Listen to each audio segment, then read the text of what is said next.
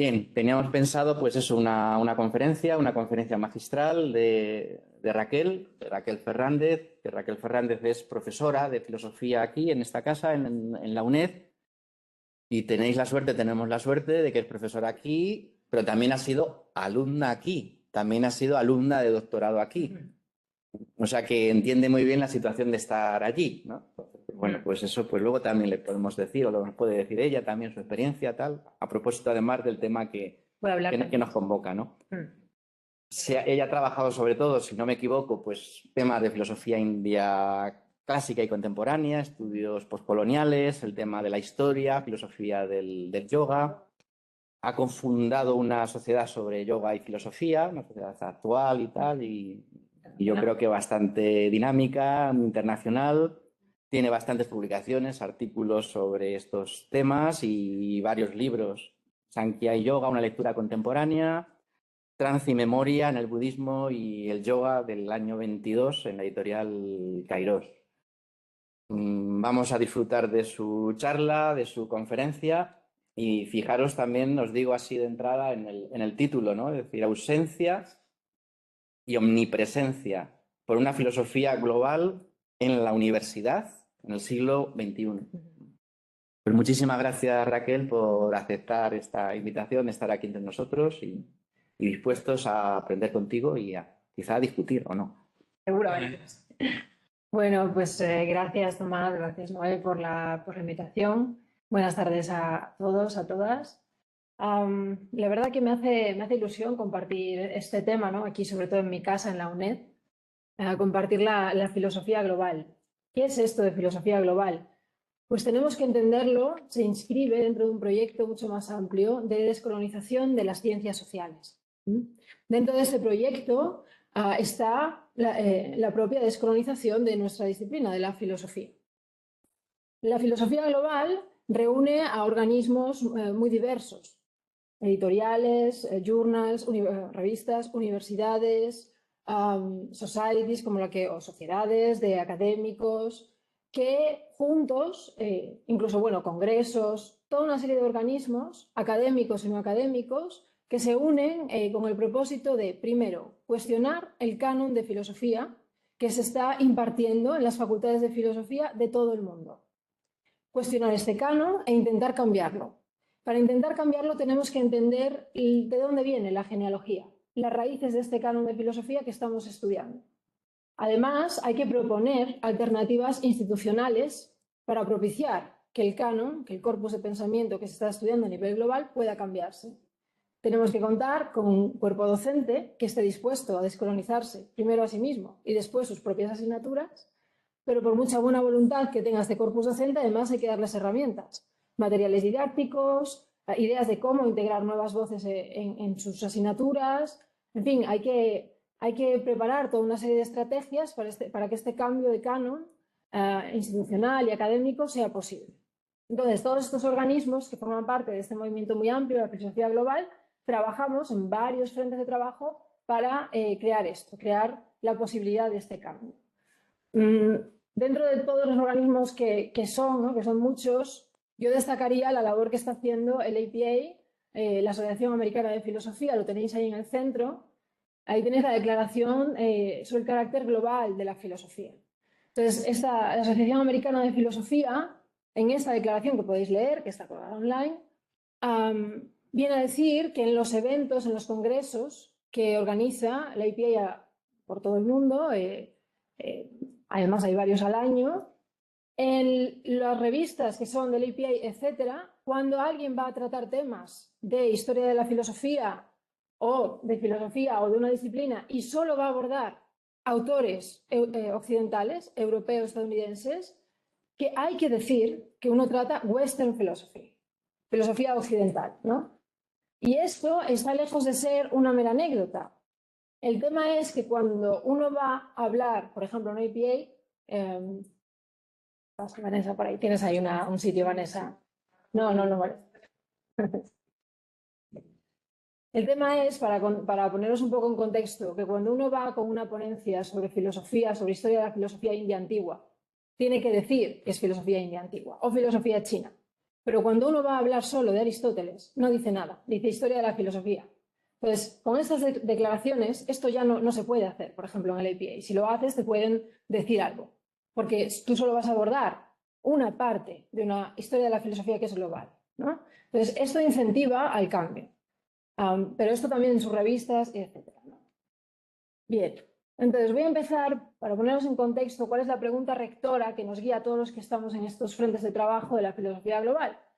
La pregunta rectora es esta: ¿cómo explicamos el canon de filosofía en las universidades occidentalizadas? Y aquí ya hay 3 o 4 palabritas que me van a servir para, para deconstruir muchas nociones que estoy segura que hemos dado por hecho, porque nos han formado para que las demos por hecho.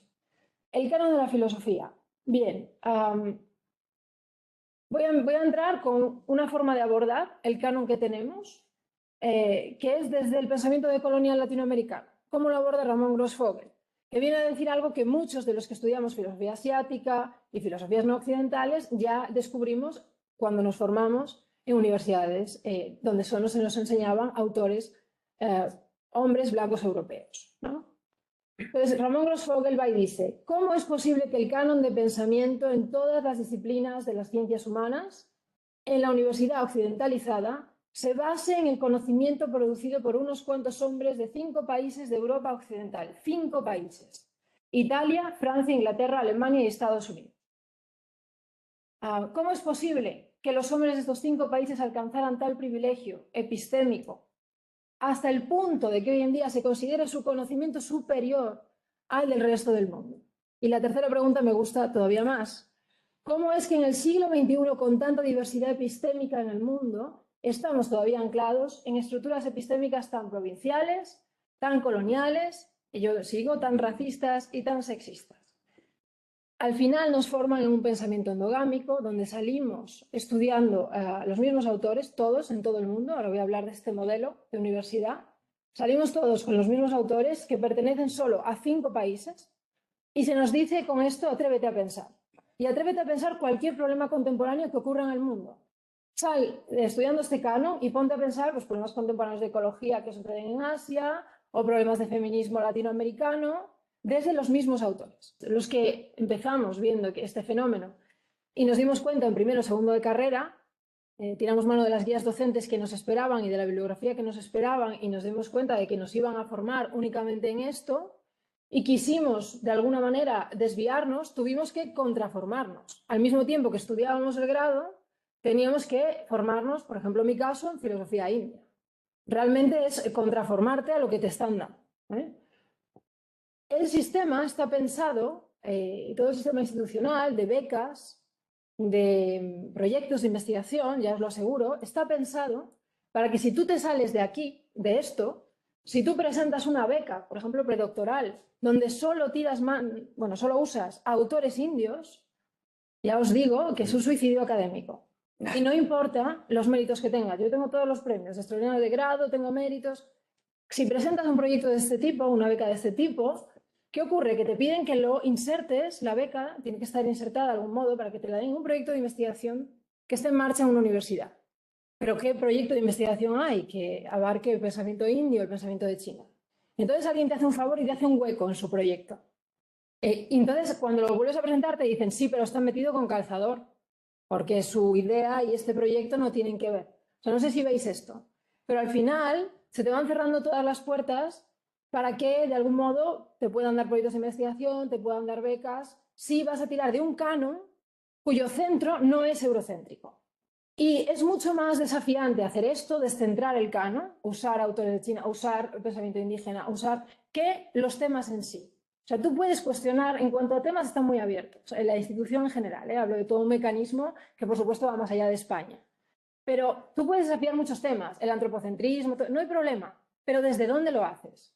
Si tú impugnas las ideas de pensadores de estos países desde el propio canon, eso es menos desafiante que tú muevas, como digo, el eje, ¿no? Esto es para que veáis un poco las estructuras, ¿no? Cómo están pensadas. Bien. Ahora, voy a ir a otro término de esta pregunta que me interesa, y es el de las universidades. Bueno, me ha faltado algo por decir del canon, que esto no me creáis a mí, es decir, comprobadlo. os propongo un ejercicio práctico. Si tenéis en mente los escritos antropológicos de Kant, y si no, pues podéis cogerlos, ¿no? Dice, los negros no piensan, los Pirineos para abajo tal, o lecciones de historia de filosofía de Hegel, lo mismo, con los prejuicios eurocéntricos. Podéis leerlos y decir, bueno, es de esta época, concedámosle la época, concedámosle condicionamientos culturales. Con eso, cogeos el canon, las guías docentes de cualquier facultad de filosofía, ya no, bueno, podría decir del mundo, pero digo Europa occidental, y contad con los dedos de las manos a cuántas personas no europeas, a cuántos pensadores no, más bien no occidentales vais a estudiar. ¿Cuántos pensadores indios? ¿Cuántos pensadores chinos? ¿Cuántos pensadores del gran continente que es África? ¿Cuántos pensadores afroamericanos vais a estudiar al salir del grado de filosofía? El tema es, y esto lo estamos viendo, ¿no?, en la Society for Young Philosophy que acabamos de fundar, donde estamos globalizando asignaturas, tenemos que contrastar muchas guías docentes, ver muchos programas. Llegamos un poco a la conclusión, medio en broma, de que Kant y Hegel se sentirían a gusto estudiando los grados que nosotros estudiamos, porque le estamos dando la razón a sus prejuicios. No son suyos, son nuestros, los estamos viendo ahora. Y eso no es problema de Hegel, no es problema de Kant, es problema nuestro, ¿no? Entonces el canon se delata a sí mismo. Bien. Sigo entonces con la palabra universidad, porque aquí hay otro tópico, otro rumor de pasillo que hay que desafiar. La idea de que las universidades nacen en Europa, y esto es una constante, todo va a ir naciendo en Europa progresivamente, esto es una construcción colonial, por supuesto. Lo que nace en Europa, en la Edad Media, en Bolonia y demás, son las universidades europeas, como no podía ser de otra manera, que es un tipo de institución educativa, con una serie de, con una logística, con una manera institucional de entender la docencia, etc. Ya existían, por supuesto, universidades, si se quiere, que no se llamaban universidades, porque es un término en latín. El término sánscrito por el que nosotros traduciríamos universidad es Vishwavidyalaya, el lugar, alaya, de Vishwavidya, el conocimiento universal. Había Vishwavidyalayas en muchos otros lugares, Medio Oriente, India, China. Lo que nace en Europa en la Edad Media son Vishwavidyalayas europeas, por decirlo de esta manera. Os pongo ahí unas imágenes de Nalanda. Nalanda fue una institución muy importante, es una institución universitaria, o una Mahavihara, que le vamos a llamar, muy importante en India. Es una universidad budista que ahora estamos, bueno, está el proyecto arqueológico, es Patrimonio de la Humanidad por la UNESCO. Desde el siglo V hasta el siglo XII va a funcionar. En el siglo XII, se supone que por la invasión musulmana y demás, cae Nalanda, pero se llama Mahavihara, gran construcción. Mahavihara quiere decir gran morada, porque los descubrimientos arqueológicos se ve que no solo era un centro educativo, sino que tenía residencias, campus, lo que llamaríamos hoy. Para estudiantes, era una universidad budista, como las primeras cristianas de la Media, pues esto era budista. Donde también vivían los profesores. Sabemos por los documentos que conservamos que tenían examen de acceso a la universidad, tenían un examen oral con lo que serían, anacronismo, los catedráticos o los grandes miembros, los miembros más altos, ¿no?, de Nalanda. Sabemos también por los documentos que mandaban sus profesores a China, con lo cual la figura de visitor profesor en aquellos años, además, con lo que era mandar a un profesor a China, imaginaos en el siglo VI, ¿no?, a traer conocimiento y también a difundirlo. Tenía relaciones con otras universidades que ya había en India, o sea, es decir, era un centro importantísimo de educación, que por supuesto tenía particularidades, como luego tuvieron las europeas otras particularidades, ¿no? Entonces, todo estudioso de la filosofía india tiene que conocer bien Nalanda, que cuando cae Nalanda cae, de algún modo, es el declive del budismo en India. Entonces, la metafísica budista, la ética, es decir, el budismo se va a desplazar progresivamente de India los siglos posteriores a la caída de Nalanda, porque era su centro institucional. Bien, pero aún así, a pesar, he nombrado una, pero hay muchísimas más, no solo en India. Está China, si hubiera aquí ¿no?, gente que estudia, ¿no?, el mundo islámico, también tendría mucho que decir sobre universidades o instituciones educativas, claro, pero aún así tenemos que seguir leyendo obras recientes, del 2003, del 2006, que siguen con la idea de que la universidad es una institución europea que Europa le ha dado al mundo, ¿no? Pasa una cosa importante. Cuando se hacen estos juicios de excepcionalismo, es decir, esto nace en Europa, ya os lo digo, el 90% de los casos lo hace gente que no puede probarlo. ¿Por qué? Porque no tiene ni el conocimiento sobre las demás historias, filosofías, ni las herramientas, no conoce el lenguaje o no conoce los conocimientos arqueológicos necesarios para comprobar. Entonces tú dices, que esto es lo que dice aquí Michael en este editorial, ¿no? Peters, ¿no? Michael tuvo que escribir ese artículo, es un editorial, para refutar todos estos tópicos que siguen reproduciéndose de manera crítica. Y entonces Tomo dijo, a ver, pero entonces si decís que la universidad nace en la Edad Media en Europa, decidme qué rasgos, qué características son para vosotros lo que marca la Universidad Europea. Y entonces él las recoge, las enumera y prueba en este artículo que os invito a leer que esas mismas características, quitándole el cristianismo, las cumplen un montón de instituciones a lo largo del mundo, ¿no? Alrededor del mundo. Entonces hay que hacer todo ese trabajo de construcción. ¿Qué ocurre? Que hay algo de posverdad en muchos de los tópicos que tenemos que combatir. Es un poco de la idea de miente que algo queda, incluso cuando se hace con buena voluntad. Repite el tópico que algo queda. Y desmontarlo de forma rigurosa lleva muchísimo tiempo. Es mucho más fácil reproducir este tópico que desmontarlo, ¿no? Entonces, muchos de nosotros estamos cansados y no lo hacemos, pero gente como Peters y demás dice, venga, al ataque, sale un nuevo libro diciendo este tópico, pues vuelvo. Pero cuando leo, ¿no?, sobre la posverdad, digo, esto se lleva pasando en la historia de la filosofía, lo sabemos quienes estamos en filosofía no occidental. Entonces aquí dice Michael lo que os vengo diciendo. Cualquier procedimiento para demostrar tal afirmación, la afirmación de que solo se puede hablar de universidad en Europa, requeriría amplias investigaciones arqueológicas, históricas, culturales, que los eruditos occidentales no poseen, que es lo que suele pasar cuando hay juicios de excepcionalidad también sobre la historia de la filosofía griega. Normalmente quien lo dice solo conoce la filosofía griega. Esto es interesante, ¿no?, comprobar. Vale. Pasamos entonces a hablar de la universidad occidentalizada, que me hacías antes la pregunta. Porque obviamente la universidad que se va a distribuir por el mundo gracias al colonialismo que se va a ir imponiendo es una institución de cuño europeo.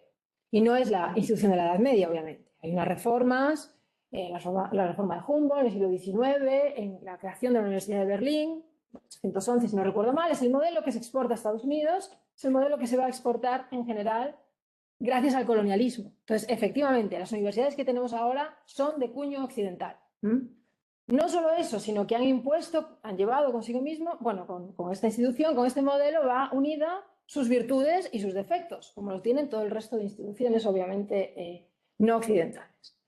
Con el término occidentalizado, yo no me encuentro con este término a través de los libros. Me encuentro por una experiencia cuando estaba estudiando el doctorado, como estáis vosotros ahora, además aquí en la UNED. Yo estoy haciendo un doctorado sobre filosofía india. Estoy investigando el concepto en el canon pali budista de smriti, atención, memoria y deseo, que es muy interesante. Entonces, me voy 2 meses a India. Estando en India, claro, me acerco a una facultad de filosofía, imaginaos una ciudad muy grande en India, con mi ingenuidad, ¿no?, bendita ingenuidad, creyendo que ahí va a haber pues todo un canon de filosofía india al que yo no podía acceder desde España o desde Europa. Claro, para mi sorpresa, lo que me encuentro en ese programa de filosofía es que estudian exactamente lo mismo que estudié yo. Estudian de Platón a Husserl. Y tienen una optativa que se llama Indian Philosophy. Y digo, ¿qué dan aquí? ¿Qué dan en Indian Philosophy? Y dan una versión de la filosofía india que la creó Max Müller, en parte, el orientalismo alemán. Una versión teológica sesgada que no hace justicia a la historia de la filosofía india en absoluto, que la da pues, un señor allí que obviamente sabe sánscrito pero da esa versión que le viene bien y es cómoda. Y hablando con doctorandos de allí, ellos se sorprenden de que yo esté haciendo una tesis sobre filosofía india. Pero si la filosofía india, aquí no hay filosofía india. Pero si esto es religión, nosotros preferimos estudiar filosofía crítica, la escuela de Frankfurt. Claro, o sea, a mí esto me...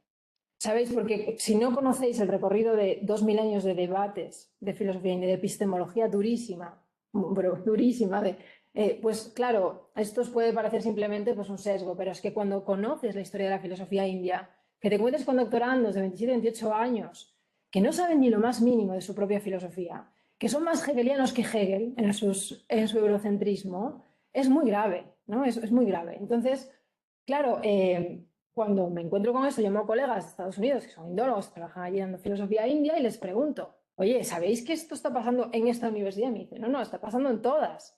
Claro, ellos me sacan de mi ingenuidad, ¿no? Es de Westernized University, es la universidad occidentalizada. dan este mismo canon, dan los mismos los mismos hombres de los 5 mismos países y desconocen absolutamente su propio legado filosófico. Y tuvo a bien una colega decirme, ni se te ocurra pasarte por el grado de Sociología y Antropología.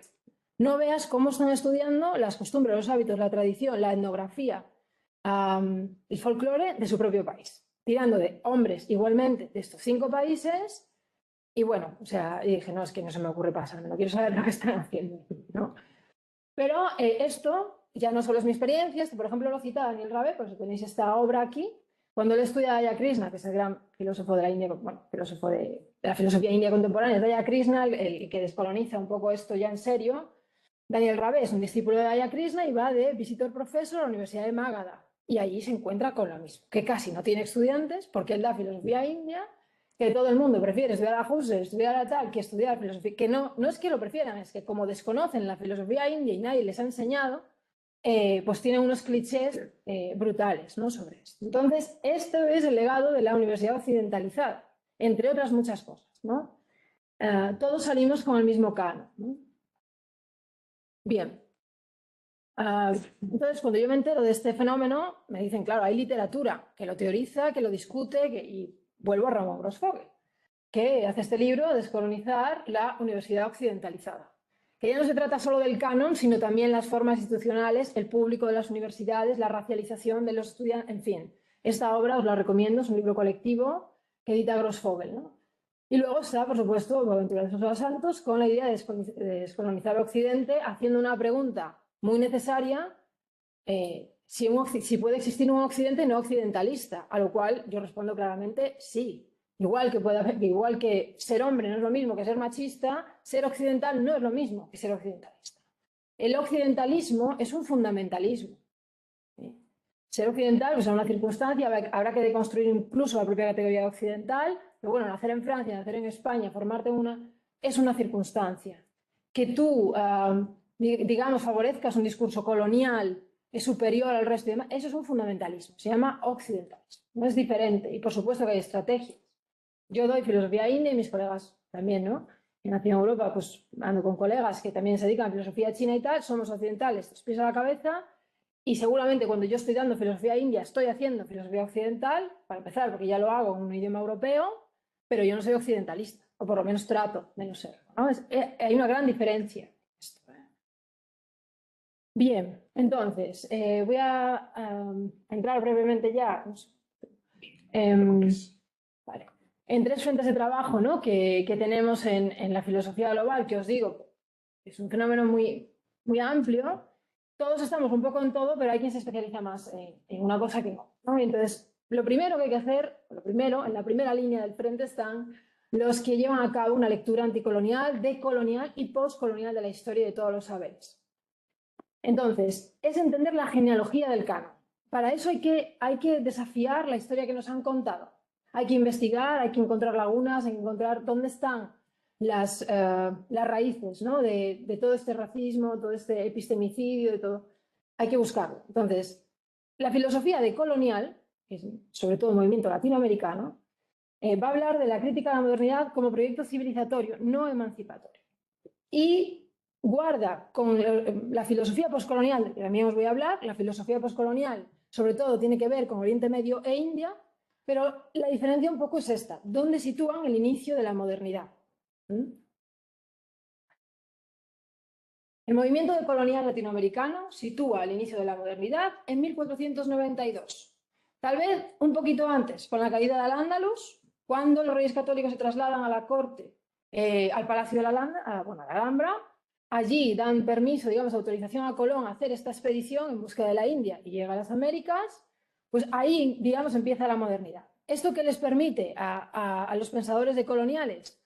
Les permite entender, explicar la modernidad como un proyecto inherentemente colonial. No puedes entender el colonialismo como un fenómeno simplemente simultáneo, azaroso, que coincide con la modernidad, sino que la modernidad, según estos pensadores, es inherentemente colonial y se construye con una lógica colonial capitalista. Esta es la idea del pensamiento decolonial. Entonces, bueno, a nivel Quijano, eso también les permite teorizar hacer una teorización sobre la raza diferente a la que van a hacer los estudios postcoloniales, y tenéis ahí pues unas obras de referencia. En todo caso, yo ahora aquí no puedo explicarlo todo, pero sí que os quiero dejar con obras, pues esto despierta vuestro interés y queréis seguir investigando, ¿no? A nivel filosófico, nos interesa todo el estudio, por supuesto, la crítica cultural en general, pero a nivel filosófico, ¿qué es lo que a mí me parece lo más interesante que nos puede dar para pensar, ya sea que estamos de acuerdo, que lo refutemos, como sea? Las meditaciones anticartesianas de Dussel, que yo no las he visto en ninguna guía docente de filosofía moderna, pero son un desafío a cómo se nos ha contado la filosofía moderna, que por lo menos debemos conocer, aunque sea para refutarlo, aunque sea, pero debemos conocerlo. Nos contextualiza. Primero, lo que va a hacer Dussel es colocarnos en el contexto político desde el que habla Descartes. Y ojo, porque este título puede parecer que Dussel arremete contra Descartes, y no es así en absoluto. Para Dussel, Descartes es un gran pensador. Lo que va a pensar es desde qué condiciones se expresa ese yo. Ese yo pienso, luego existo, que a nosotros nos venden como universal. ¿Dónde está el yo cartesiano? ¿Quién es el yo cartesiano? Entonces, para eso hay que entender la historia colonial que rodea a Descartes. Desde qué Ámsterdam, desde qué Holanda está escribiendo Descartes, ¿no? Entonces va a decir Dussel que Descartes no es el primer pensador moderno, tal y como defendió Hegel, sino que es el pensador referente de del segundo periodo de la modernidad temprana. Pero que hay todo un siglo XVI que antecede a Descartes y hace posible el pensamiento de Descartes, que luego va a ser la base de las ciencias sociales en general, occidentales, ¿no? Pero hay todo un siglo XVI que el movimiento decolonial le da muchísima importancia a este siglo XVI, y es muy interesante la lectura que hacen de este siglo. Para empezar, Dussel empieza advirtiendo qué influencias tiene Descartes. ¿Dónde estudia? Estudia en la Flèche, como sabemos, ¿no? En una institución jesuita. Entonces, hay todo un cúmulo de pensadores jesuitas que en el siglo XVI van reformando además la institución, y para Dussel son ellos los primeros modernos. Porque cuando Hegel dice, esto es muy curioso, cuando Hegel dice que Descartes es el primer pensador de la modernidad, en esa misma explicación Hegel omite mencionar Europa del Sur. Para Hegel, Europa del Sur, o sea, España y todo esto, y por supuesto las colonias, ya Latinoamérica no cuenta, ahí no hay historia. Hegel no sabía, por ejemplo, de quién, o sea, cuando Descartes está en la Flèche estudiando, ¿de qué estudia lógica? ¿Cuál es el manual de lógica que estudia? ¿Cuál es el manual de metafísica? Bueno, Descartes aprende metafísica de Francisco Suárez, que es el manual que se está llevando en los colegios jesuitas. Descartes aprende lógica de Antonio Rubio, la lógica mexicana de Antonio Rubio. Entonces, eso ya para empezar, ¿no? O sea, ya la idea de que hay una modernidad que además tiene mucho que ver con Europa del Sur, también habría que mencionar a Pedro de Fonseca en Portugal, hay una primera modernidad que tiene mucho que ver con Europa del Sur, que da paso, o que, por supuesto, de algún modo abre a la originalidad, que nadie se la quita, que luego va a ser Descartes. Entonces ya hay, pero además el siglo XVI tiene una cara mucho más oscura que toda esta reforma, que también va a tener que ver en ese, yo pienso luego existo, en esta idea cartesiana. Y es que todo el siglo XVI, bueno, como sabéis, a partir de 1492, pues es la llegada, digamos, la conquista de las Américas, ¿no? Y Ramón Grossfogel toma este siglo y dice, atención, en el siglo XVI están pasando 4 genocidios epistemocidios al mismo tiempo. Primero, Al-Ándalus, ¿no? Con la caída y como muchísimo conocimiento se quema, los epistemicidios, etc. De ahí la quema de los códices indígenas, que los colonos destruyen, que es un epistemicidio, además de la explotación de las personas a las que se les niega totalmente el conocimiento, ¿sí? Las mixtecas. Entonces, siguiente epistemicidio, el de África, el secuestro de personas que son llevadas a las Américas como esclavos, a las que se les niega también cualquier conocimiento. Y cuarto, la quema de brujas, está pasando al mismo tiempo. Todo eso está pasando al mismo tiempo en un siglo XVI que rodea a Descartes, porque Descartes escribe desde una Ámsterdam, desde una Holanda, que es una potencia colonial ya estamos en, por ejemplo, en 1637, cuando él escribe el discurso del método, ya está la crisis de España ya está en crisis, ¿no? El reino, y Carlos V y demás, pero ¿quién es una potencia colonial? Por ejemplo, es Holanda, ¿no? Entonces, el yo pienso, luego existo, de Descartes, incluso el yo trascendental, hay que recolocarlo, es decir, no es un yo de los bárbaros, no es un yo indígena, no es un yo blanco, masculino y europeo, porque ya ha tenido lugar el debate de Valladolid entre Sepúlveda y Las Casas, que es un debate importantísimo, que luego, cuando uno estudia los estudios postcoloniales en India y demás, se encuentra todo el tiempo, ellos no lo estudian así, pero yo me encuentro todo el tiempo estudiando la India, Sepúlveda y Las Casas, digo, están hablando igual que ellos. El debate entre Sepúlveda y Las Casas, que conoceréis, que no quiero extenderme, ¿conocéis este debate? Sí, pero cuéntame un poquitín, vamos. Pues lo voy a delinear. Pues es un debate que organiza Carlos V, un poco como lavado de conciencia, con la pregunta de si es lícito esclavizar a los indígenas, si son seres humanos. ¿Sí? Entonces, Sepúlveda defiende que no, defiende que no son humanos y por tanto que sí se los puede ser. Son seres sin alma. Racismo teológico que luego va a ir evolucionando en racismo científico. Esto lo explica Grossfogel. De seres sin alma, el racismo teológico del siglo XVI, pasamos a un siglo XIX de seres sin ADN. El racismo biologicista. Contra Sepúlveda hasta Las Casas, que dicen, no, sí tienen alma. Lo que pasa es que tienen almas bárbaras y hay que cristianizarlas. Son bárbaros a cristianizar. De este racismo teológico de Las Casas también, porque es una clase de racismo también, va a evolucionar en la antropología. De bárbaros a cristianizar a primitivos a civilizar. Entonces, uno va por el biologicismo, otro va por la antropología, pero van a evolucionar las dos posturas.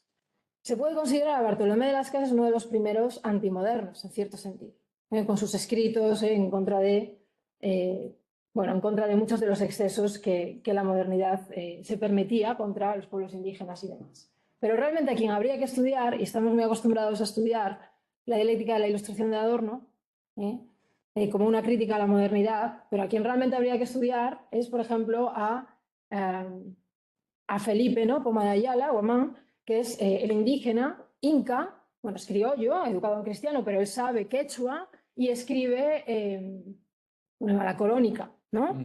Esos escritos donde da cuenta de cómo vivía realmente el pueblo inca, la estructura social, los presupuestos filosóficos, sociales, de colectividad que había antes y después de los colonos. Cuando uno lee realmente los pasajes, ¿no?, de esa obra, se da cuenta que la crítica de Adorno es una risa.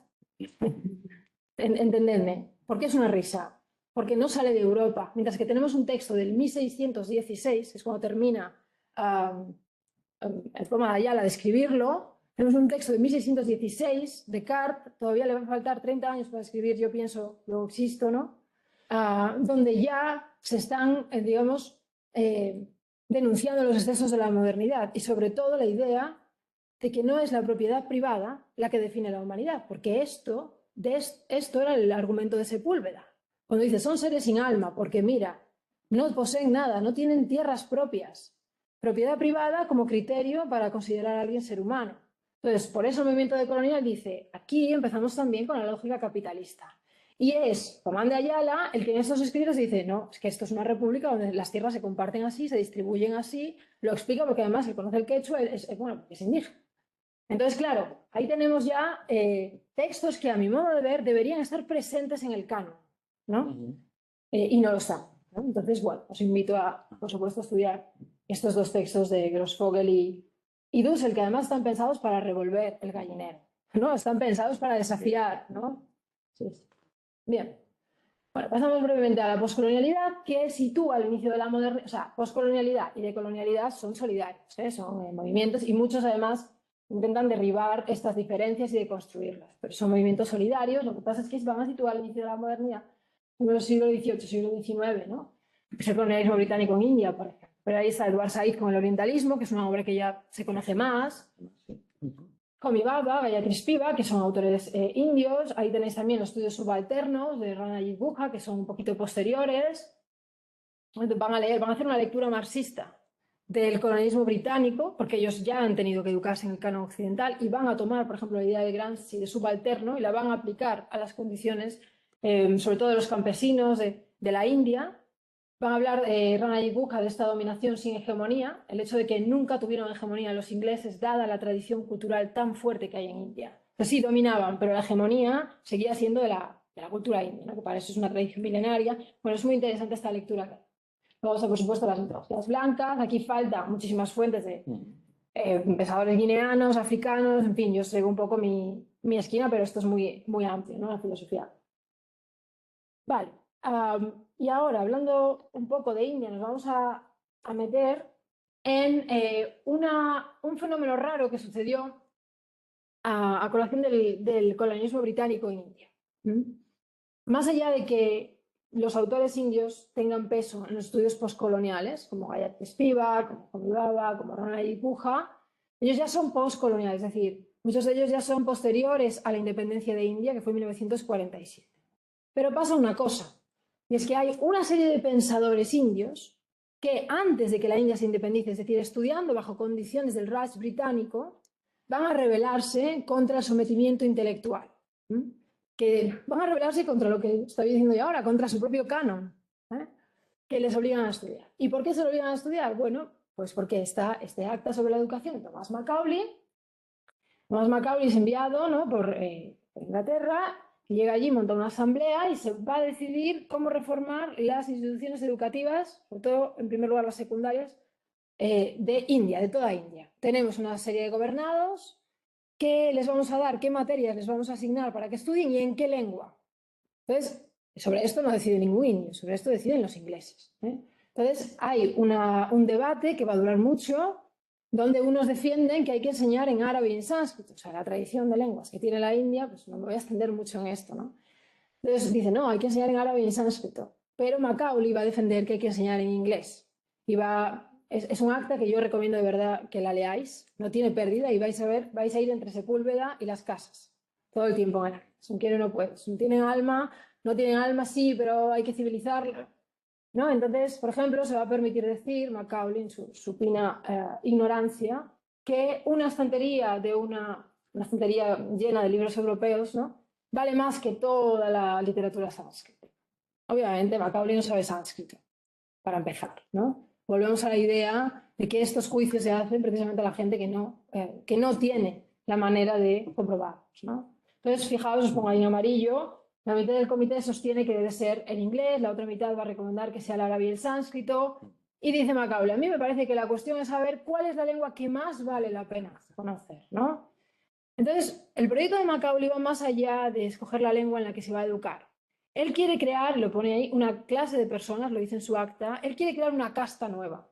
Indios de aspecto, sí, de piel, de sangre, pero que hablen inglés, que estén educados en las costumbres inglesas y que les ayude a los ingleses a interceder entre los indios, los ingleses y esta casta que hace de enlace. Para eso tienen que educarlos bien, tienen que civilizarlos. Entonces, no solo les van a dar las clases de inglés, ¿no?, sino que los van a formar tal y como se forman en Inglaterra, para crear esta casta. Entonces os pongo ahí una clase de personas indias en sangre y color, pero inglesas en gusto, en opiniones, en moral y en intelecto. Esa es la clase que en parte desde la filosofía se va a rebelar contra esta idea, ¿no?, contra Macaulay. Es la filosofía india del siglo XX. Y son, sobre todo, son ahí en negrita, Krishnachandra Bhattacharya y Daya Krishna, los que van a empezar a hablar sobre todo de la situación en la que se encuentran, ¿no?, de la situación tan rara. Ellos son un híbrido, son una especie de Frankenstein a nivel de ideas, muy raro, ¿no? Fijaos lo que dicen aquí Bouchard y Garfield, van a decir, estos filósofos escribieron un contexto de fusión cultural generado por el dominio colonial británico de India. En su intento, y esto es interesante, en su intento por escribir y pensar para ambos públicos, para su gente en India y para el occidental, no fueron tomados en serio por ninguno de ellos.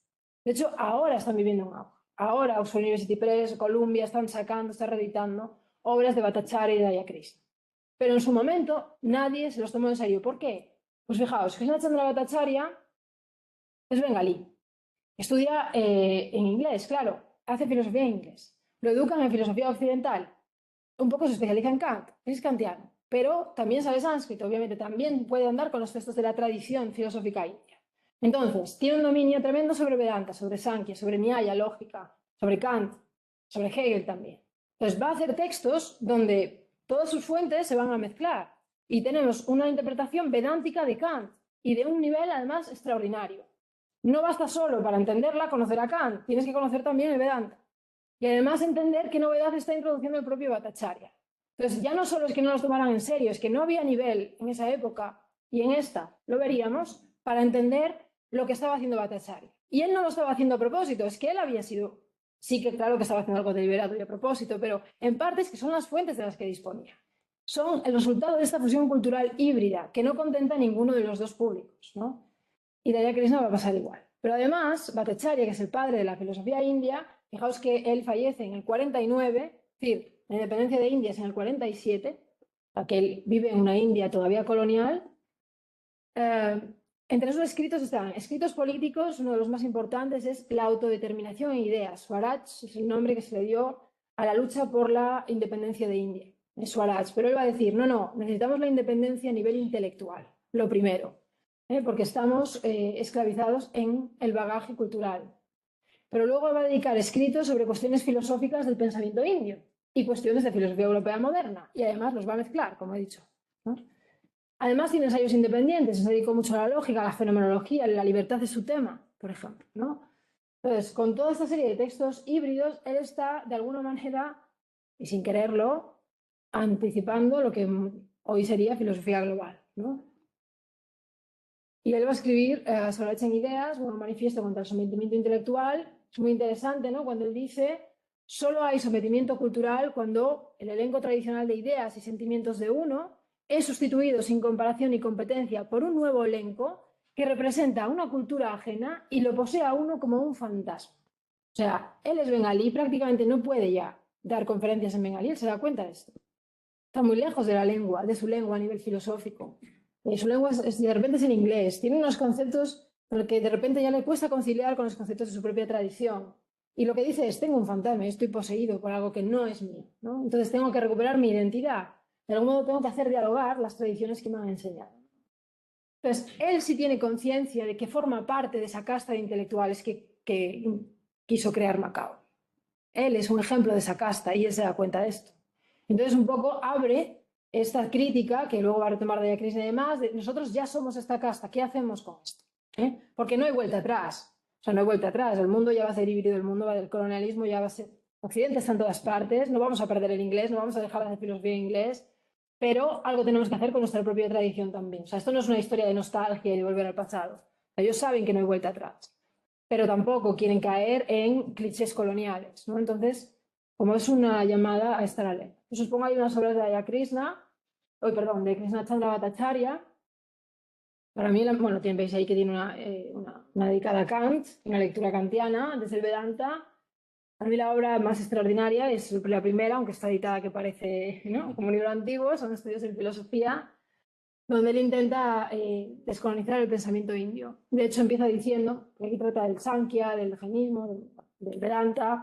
Él empieza diciendo que no se puede abordar el sánscrito desde los métodos filológicos que se usan para el griego o el latín occidentales, ¿no? Y eso es muy interesante cómo él va a tratar la filología sánscrita. Bueno, la última obra no es de Bhattacharya, sino sobre Bhattacharya. Os decía que ahora está en auge, ¿no? Y esto lo publica Routledge hace un año escaso.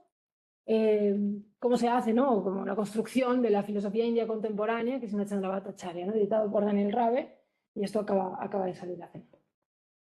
Bueno, Daya Krishna es el gran filósofo pionero en esta batalla.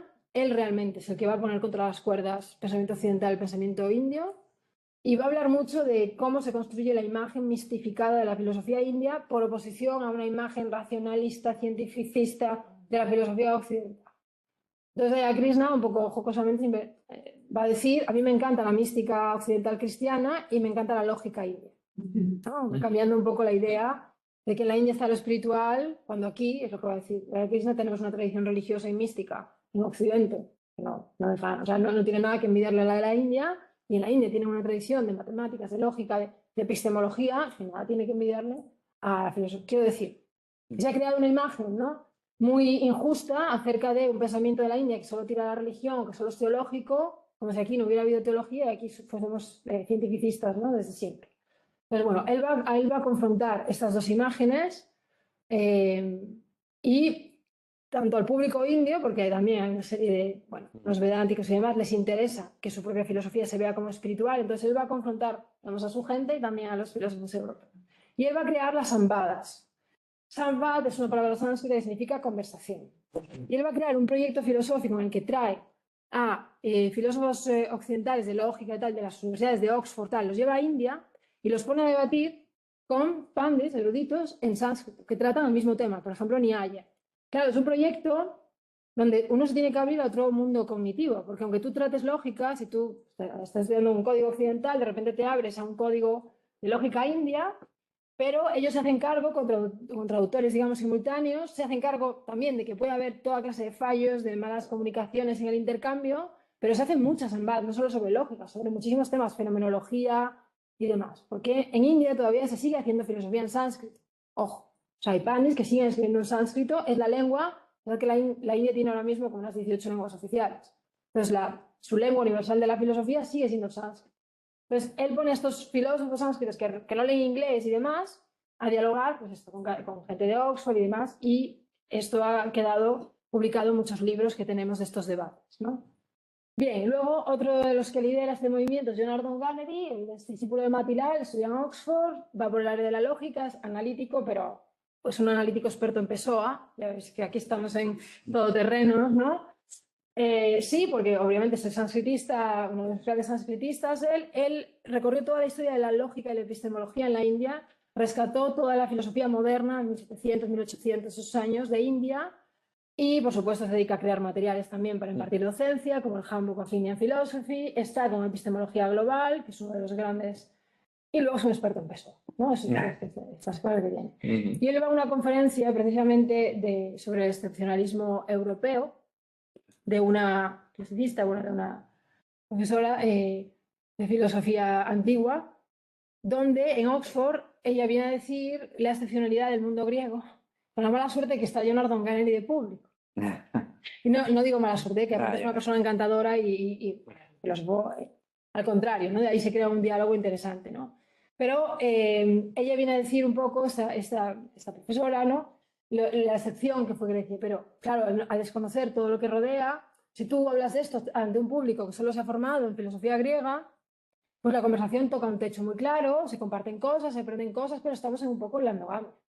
Si yo hablo de India, en gente que está formada solo en India, puedo decir muchas cosas. Puedo decir, la filosofía de la mente india es la mejor del mundo.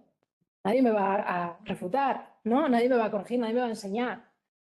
¿Qué pasa? Que ya os digo que estaban en el público Ardon Gannery. Entonces, claro, él fue como matizando, ya tuvo que ir cogiendo hilo y al final quedó por decir que había muy poco de excepcional, pero que a ella le parecía muy interesante Aristóteles. Bueno, es que está genial, si es que aquí nadie discute esto, ¿no? Si es que el propio Ardon Gannery no para de usar Aristóteles y demás, ¿no? Pero, claro, él escribe a raíz de esto este texto que se dice ¿por qué la filosofía necesita el sánscrito ahora más que nunca? Él es escandalizado, ¿no? Y habla un poco de las traducciones que se hicieron en los siglos VII, IX y demás del árabe al sánscrito al árabe, antes de que se hicieran las traducciones del griego al árabe y demás, ¿no? Entonces, como siempre hubo, él viene a decir este punto, como siempre hubo un cierto contacto, diálogo entre tradiciones y ahora somos mucho más conservadores en ese diálogo. Eso es lo que él viene a decir. Por supuesto, no se trata de señalar a fulanito ni a fulanita, porque no va de eso, ¿no? Pero él sí que escribió esta conferencia a raíz de esto.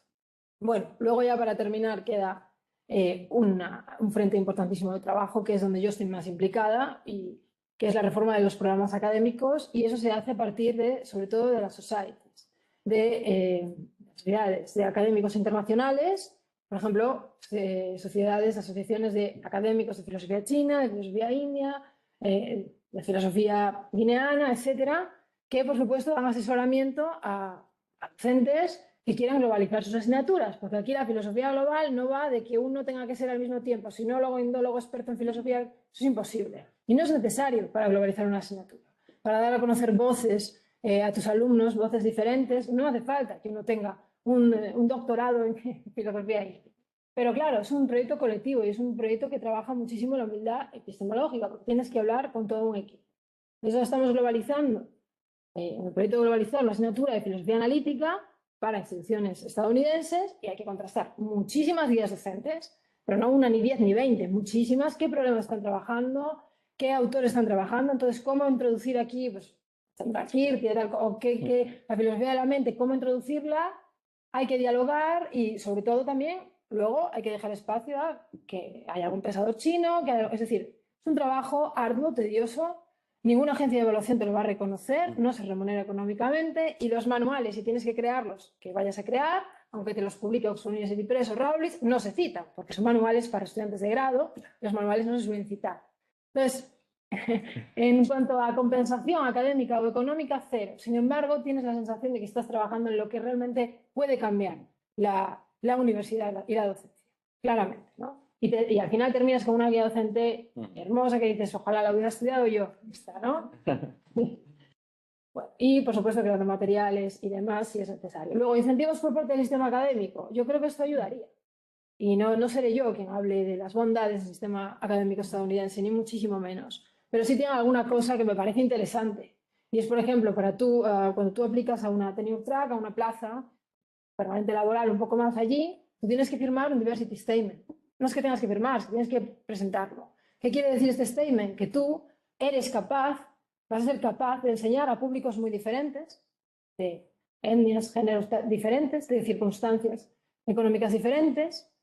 Tú no puedes, de algún modo, en filosofía, aplicando la tenure track, defender que eres capaz de hablarle a públicos muy diferentes si solo traes a hombres blancos europeos a la clase.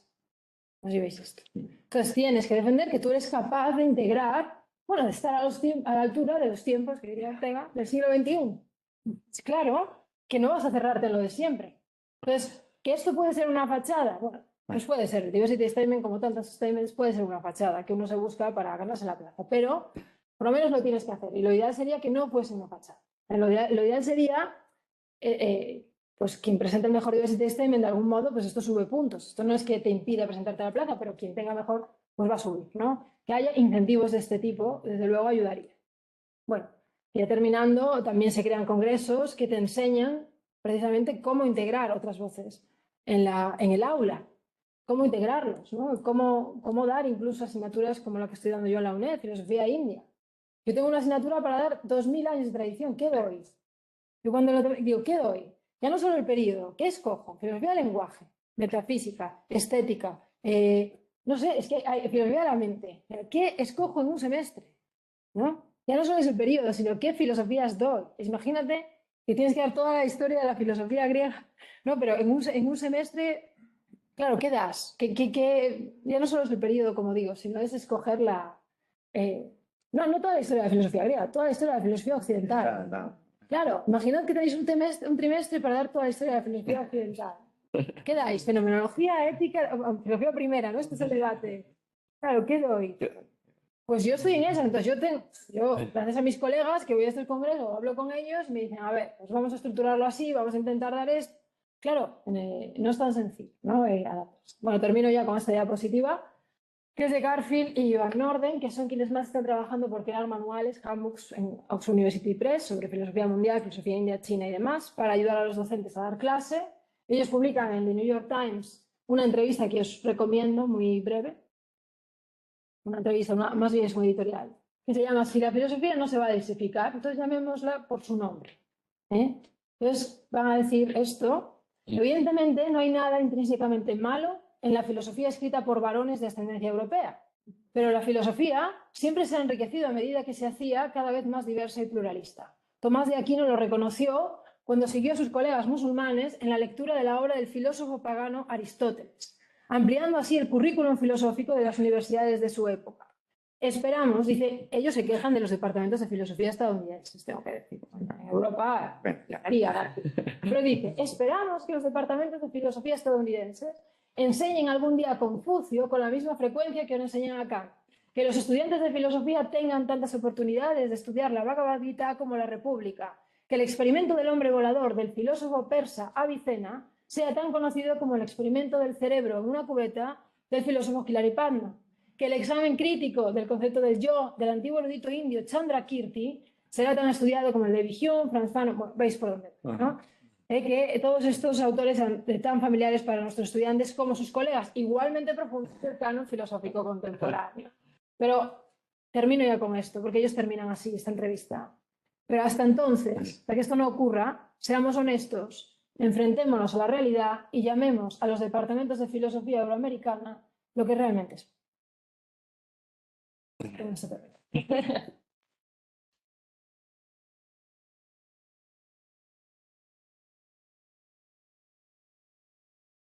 Muchísimas gracias, Raquel, por tu charla y por ponernos también tantos deberes y tantas tareas y tantas lecturas. Y esto, vamos, no es que dé para una charla, da para un seminario, no da para un seminario, da para un curso y da para programas y da para una vida y da para más de una vida, todo lo que nos propones. Y vamos, no tenemos demasiado tiempo, tenemos que enseguida pasar a la filosofía primera, pero por lo menos 5 o 10 minutos, pues sí tenemos. Por lo menos 5 minutos, alguna pregunta que tengáis ahí y tal.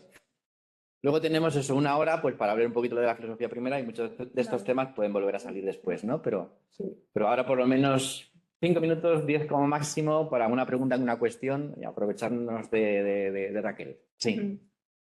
Hola. Sí.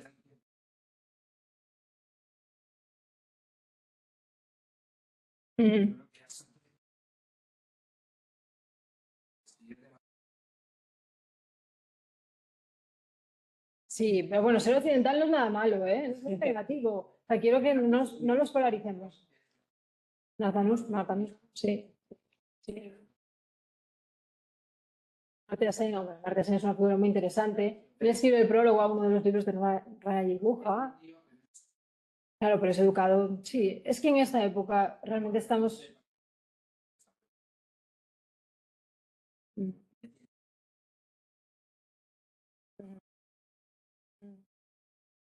Bueno, es filosofía. Estamos en un momento donde la filosofía es híbrida. No es una filosofía sin fronteras. La India no está solo en India y, por supuesto, Europa no está solo en Europa. Eso tenemos que tenerlo en cuenta. Y no se trata de buscar aislacionismos culturales o purezas de ningún tipo, porque ya no hay vuelta atrás, como decía que se me ha echado una batochada. Esto ya va a ser híbrido, ¿no? Pues Amartya Sen tiene esa doble,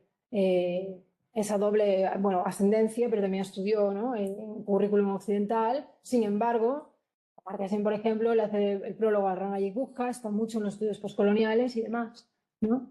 Entonces yo creo que mezcla.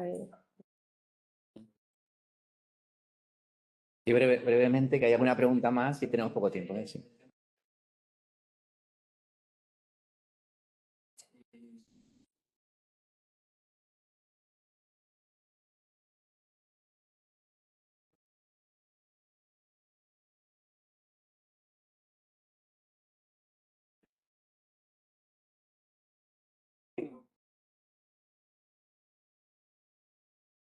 Sí, pero eso yo creo que igual podemos también hablar después, el tema del ¿vale? Sí. Porque yo, porque... Sí, una pregunta. Pero vamos de la filosofía, ¿no? Sí. 5 países, obviamente. Lo que pregunta es cuándo no ha sido así, porque, por ejemplo, si piensas en núcleos de conocimiento, como la escuela de Edesa, cualquier califato, siempre están vinculados a eso. Claro, y en India igual, si Nalanda tiene recursos porque está vinculado de algún modo al cuerpo. Sí, claro. Me pregunto también cómo desvincularse o cómo recuperar sabidurías que no estén vinculadas a ese poder. También me viene a la mente Walter Lippmann cuando comenta aquello de la historia deductiva, de la historia que no es historia, todo esto. Pero es que si realmente, o sea, a priori yo no creo que tenga que haber un problema entre conocimiento y poder. Es decir, como tú dices, siempre ha estado financiado el conocimiento por el poder. Estas universidades de Takshila también tenían. Los budistas, además, eran muy buenos negociantes con los políticos, ¿no? Aquí el tema es que el poder colonial, o sea, es un poder enorme, o sea, es un poder real invasivo, digamos, ¿no? Entonces, aquí el tema más bien es el del epistemicidio. Yo tomo mi canon, lo impongo en los otros pueblos, quemo sus propios textos, desplazo sus propios conocimientos e impongo un solo canon en todo. Ese es el problema. ¿No? Es diferente. Sí, muy breve. Yo creo que la mesa redonda de más. Muchas gracias. Primero, muy interesante. Hablaste de filosofía-función. En filosofía de la ciencia nos gusta hablar de eso también, pero le llamamos pluralismo o perspectivismo. Y el problema más fuerte, hay muchos, es qué metodología usar para combinar esos saberes. Quiero decir, la filosofía de la ciencia hoy día lo reconoce, pero nada. Entonces yo te preguntaría a ti, sí, claro, no necesitas ser uno doctor en todo para dar cursos, pero ¿cómo podemos hacer una filosofía global en grupo o cómo ves tú metodológicamente hablando? Vale, una cosa es lo que sería escribir un paper, un libro de filosofía de fusión, y otra cosa es lo que es impartir la asignatura. Que digo que no, o sea, Claro. es diferente, ¿eh? O sea, vale, de cara a la metodología, pues ahí Irina Chakrabarty, bueno, tiene un montón de libros sobre cómo hacer filosofía comparada sin fronteras, tratando las fuentes de un modo justo y sobre todo poniendo en primer plano los problemas, que esto es una característica de la filosofía de fusión. O sea, el protagonista es el problema en sí. Tú tienes un problema, el problema del tiempo, el problema de la experiencia fenomenológica del tiempo. Bien, este es tu guía. A partir de ahí, tú puedes ir sumando fuentes que no tienen que quedarse en Europa, que no tienen además que respetar la cronología, pero claro, te vas a enfrentar con muchos problemas de sinsentido, de anacronismos, que vas a tener que saber sortear y sobre todo que al final sea el problema el que venza, que no te quedes tú enterrado en las fuentes, ¿no? Entonces, el maestro de esto es Ralph Weber y Chakrabarty, que muchos de los libros de Chakrabarty son precisamente sobre temas metodológicos. De hecho, la última obra, donde escribe esto que os decía del Jazz Philosophy, y donde Gandhi escribe lo de por qué necesitamos escribir sánscrito, bueno, porque están los dos artículos en una obra que acaba de salir, Filosofía comparada y su método. O sea, curiosamente es el gran... Una pregunta breve porque vamos a seguir inmediatamente. Una Teresa. pregunta tan breve como señalar solamente los rótulos de las objeciones. Como está ahí de Francis, de Jacinto Rivera Rosales, siempre me acuerdo de cómo decía, comparto contigo casi todo lo que afirmas y nada de lo que niegas, ¿verdad? Bueno, pues en esa introducción, objeciones de dos tipos. Vale. Generales, una. Vale. Occidente ha hecho una autocrítica de sí mismo, sobre todo a partir del año 68, y luego teniendo en cuenta la posmodernidad desde el punto de vista del postestructuralismo francés y de la deconstrucción. Vale. Desde el punto de, voy a hablar de los rótulos. Vale. Desde el punto de vista del neopragmatismo en Inglaterra, toda la hermenéutica desde el punto de vista de Latinoamérica, de Europa y de Alemania. No voy a hablar ahora de nombres. También el postestructuralismo en Francia y esa autocrítica supone sobre todo estos rótulos. Uno, la comprensión de la complejidad del pensamiento occidental. Además, la asunción del mestizaje, de que hay estructuras tanto transversales, horizontales, como verticales en cuanto a la propia pluralidad irreductible de lo que Europa conoce fundamentalmente, que es a ella misma y a Occidente, el aflorar del pensamiento de la diferencia y de la pluralidad y el enfoque del enlace de las comunidades y de las diferencias. Además, en este mismo momento, ya como elementos ganados, la exigencia del ecologismo diferencial, de la crisis, de los pasados posibles de las otras culturas, de los otros pueblos, y el reconocimiento de lo sagrado y lo divino en otras culturas, ¿verdad? Eso por un lado. Y por otro lado, ya con esto me callo, la propia crítica a un proyecto de globalización.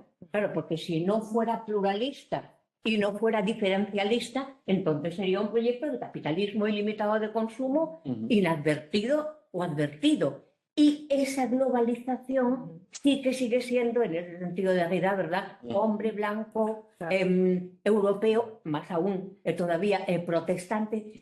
Y la pregunta anterior, ¿se puede hacer filosofía, ya no solamente crítica de la cultura o filosofía comparada, sin hacerse cargo de la relación entre violencia y poder?